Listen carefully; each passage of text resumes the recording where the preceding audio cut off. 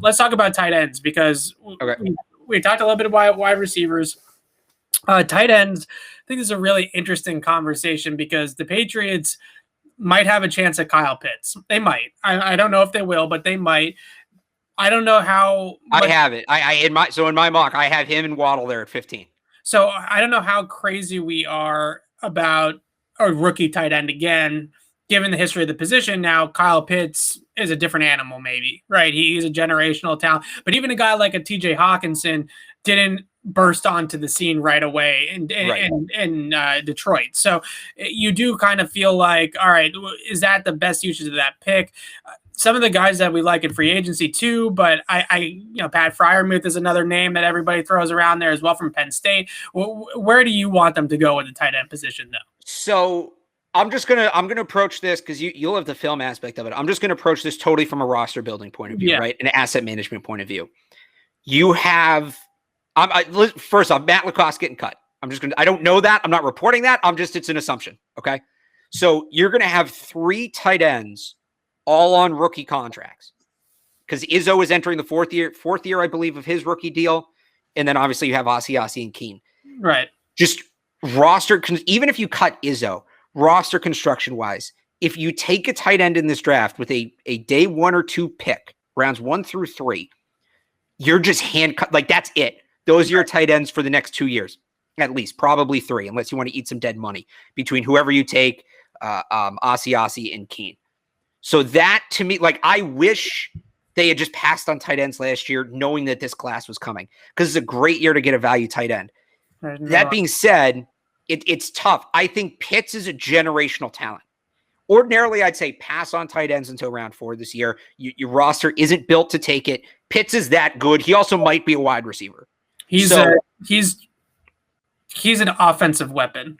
Right. Well, we hear Bill Belichick call like Travis Kelce wide receiver. We hear him call Mike Gesicki wide receivers. I wouldn't call Kyle Pitts a wide receiver because Kyle Pitts, he does have some streaky blocking tape. You can find plays. Like I can go ahead and pick out plays from games where he's blocking with his hand in the dirt and he's getting the job done. Is he Rob Gronkowski? Obviously not, but he does get the job done. But what Kyle Pitts does is he runs routes, and especially at the line of scrimmage, his route releases are better than any wide receiver in this class. Like he is some of the best route running technique out of any of the pass catchers in the entire class. Tight end, wide receiver, running backs, throw them all in there.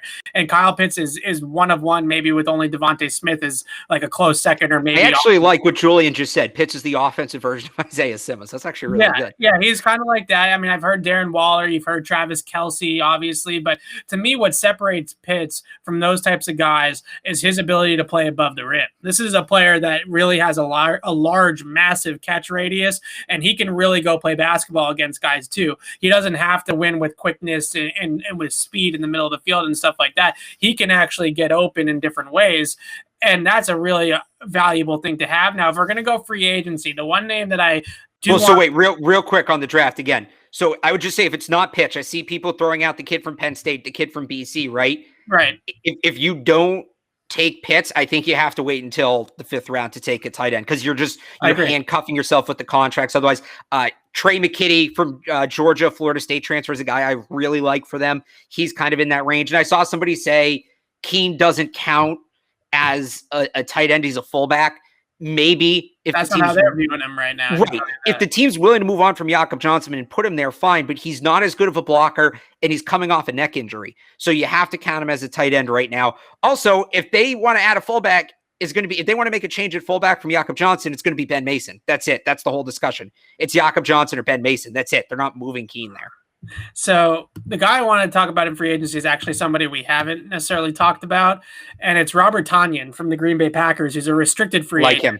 He's not an unrestricted free agent, but I think we need to start talking about some of these RFAs a little bit more. I have tried to talk a lot about Tim Patrick as much as I possibly can, the wide receiver. Another guy I like. Yep. Tonyan's another one because what you can do is the Green Bay Packers are not in a position like the Patriots where they have $70 million in cap space. So if you can load that contract up in year 1 for Robert Tonyan, you can make it really, really difficult for the Packers to match an offer sheet for that player, especially in this cap-strapped year, and you can actually get the player. Hunter Henry and Jonnu Smith are great players as well, but they're going to be, I think, over $10 million a year in the open market.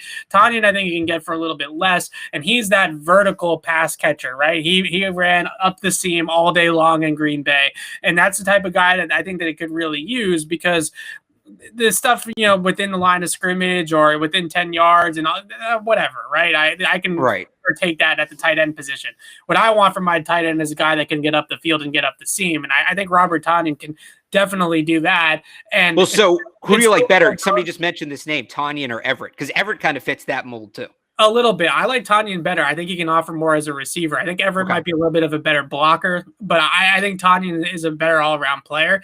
And that's, to me, is thinking outside the box like Bill Belichick, because we can sit here and talk about Hunter Henry until we're blue in the face, right? We do it every single week. We talk about Hunter Henry. But in reality, the Patriots, they're not bargain shopping by any means, but they might not be A-list shopping either, right? They might not be a team that attracts Hunter Henry. It might not be a team that attracts Allen Robinson. But these types of guys like Tonyan and Tim Patrick are sort of under-the-radar players that I think you can see it if you really know it. You know what I mean? If you really dig into it. He was a really effective player for Green Bay. So I would like to put his name out there.